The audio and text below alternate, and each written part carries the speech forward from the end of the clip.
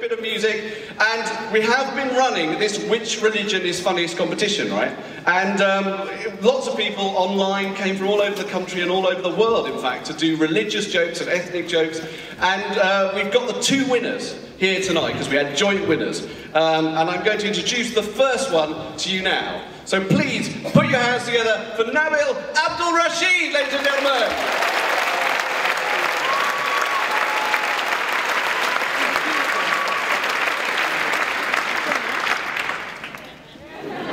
Hello, Apollo, you alright?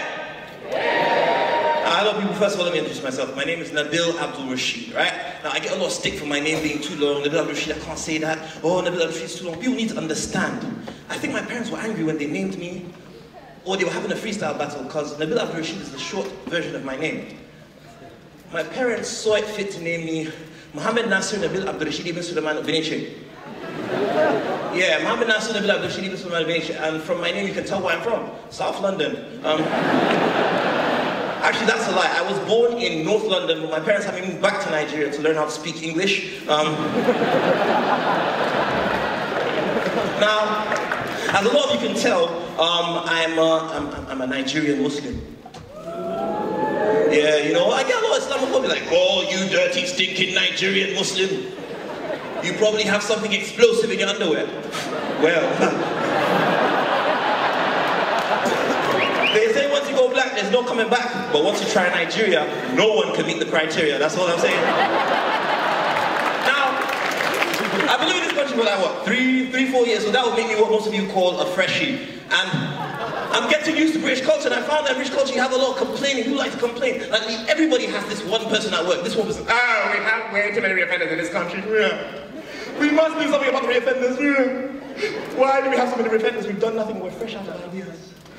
Now, I've got a big mouth, and I always find myself talking to these people. I'm like, you know why you have a lot of reoffenders in England? It's because in our prisons, we have PlayStation. See, where I grew up, we didn't have that. We had amputation. It's a slightly different concept. All I'm saying is, in Nigeria, if you steal and you're caught, they may cut off one of your hands. So we don't have reoffenders.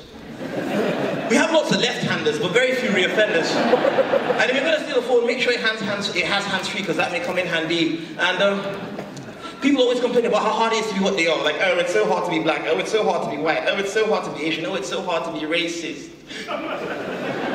I wish they would shut up and look at me, because I'm black here. Yeah, not my black, I'm a black African. Not my black African, I'm a black African Nigerian. Not my black African Nigerian, I'm a black African Nigerian Muslim. Not only am I a black African Nigerian Muslim, I'm a black African Nigerian Muslim that also happens to live in South London. The police could just kick down my door and raid my house, and when I ask them what they're looking for, they say everything.